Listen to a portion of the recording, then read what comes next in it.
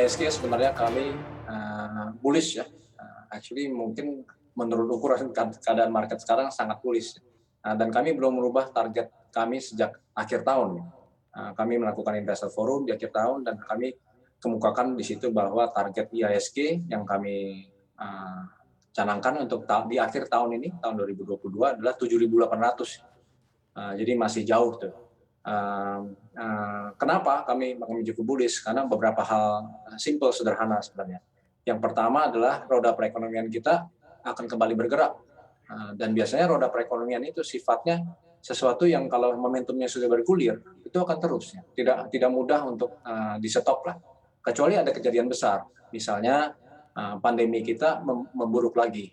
Tapi so far kan dengan libur lebaran yang saya bilang dengan mudik yang cukup besar-besaran ya, it's a pent-up demand untuk mudik selama 2 tahun mungkin terkendala untuk mudik. Semua kita lakukan, tapi kenyataannya sekarang jumlah kasus COVID terkendali. Gitu. Saya rasa jadi roda ekonomi kita akan terus bergulir. Nah, roda ekonomi yang bergulir, mau nggak mau, suka nggak suka, pasti positif impact-nya untuk pasar saham. Gitu. Jadi terlepas dari kita mungkin sentimen kita negatif, lihat pasar yang negatif tiap hari, ada yang ARB dan sebagainya gitu ya. Ujung-ujungnya secara fundamental roda ekonomi yang bergerak positif. Dan negara kita salah satu yang baik loh dibanding dengan regional yang lain. GDP growth kita salah satu yang tertinggi.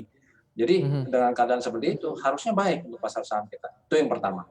Yang kedua, kami sudah melihat sejak akhir tahun lalu ada kelihatan bahwa all the supply bottleneck dan sebagainya menyebabkan harga komoditas tinggi sejak akhir tahun lalu.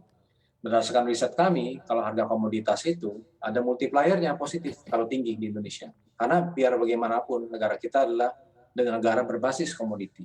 Kita ingat bagaimana dulu ekonomi kita sangat-sangat baik di tahun 2006, 2007, 2008 ya. Market sempat crash gara-gara ada subprime crisis 2008, tapi intinya underlying kita were commodity bull waktu itu.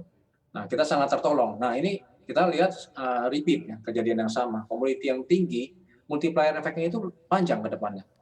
Kami study kurang lebih 8-9 bulan ke depan. Jadi kalau kita harga komoditas tetap tinggi, tambahin saja 8-9 bulan ke depan itu ekonomi kita akan tetap baik gitu.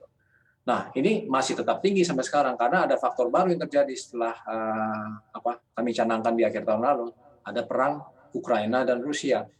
Nah, itu menambah tekanan untuk harga komoditas. Sekarang minyak malah di harga 114 ya per barel. Jadi kami lihat dua faktor utama ini, roda ekonomi yang bergerak dan harga komoditas yang tinggi itu sangat baik buat fundamental ekonomi kita. Kita lihat secara anekdot itu mulai banyak pembelian properti, kita amati kiri kanan ya, pembelian otomotif yang uangnya itu dari uang dari daerah kalau kita lihat. Nah, kita kan di Jakarta sekarang. Uang daerah ini beli karena kenapa? Karena perkebunan sawit, pertambangan batu bara dan sebagainya itu sangat membantu petani-petani mungkin sekarang perkebunan ya banyak sekali cash flow-nya. Dan itu semua akan bergulir dan kita akan secara ekonomi akan mendapatkan multiplier yang positif. Gitu. Itu saya kira underlying reason buat kita. Oke, tapi kalau kita compare misalnya Pak Antoni ya untuk old economy dan juga new economy di sektor di tahun ini yang mana yang Anda lihat mungkin? Nah, that's a good point ya, Gibran. New economy ya, sektor teknologi dengan adanya IPO yang exciting buat negara kita, terutama di awal tahun ya. Memang sekarang ini mungkin sentimennya agak negatif ya, tidak bisa dipungkiri. Itu semua karena korelasinya sangat tinggi dengan keadaan Nasdaq contohnya. Nasdaq di Amerika itu istilah sopannya mungkin ya crashing ya, Nasdaq itu terkoreksi sangat dalam dan kita lihat saham-saham seperti Grab, Uber, Sea Limited semuanya juga mengalami koreksi yang cukup dalam. Nah, tentu saja sentimen ini bergulir ke negara kita. Tapi balik lagi kalau kita sebagai investor tergantung kita investor jangka pendek atau menengah atau panjang.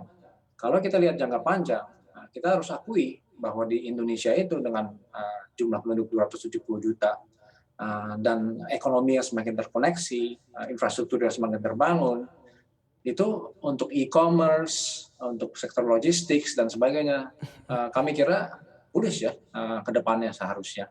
Jadi terlepas ya dari sentimen-sentimen yang negatif. Jadi saya kira new economy pun prospeknya sangat baik sebenarnya ke depannya. Cuma Mhm. terlepas memang sebagai fund manager, sebagai investor, kita harus lihat kira-kira harus shift kemana untuk sementara dan sebagainya.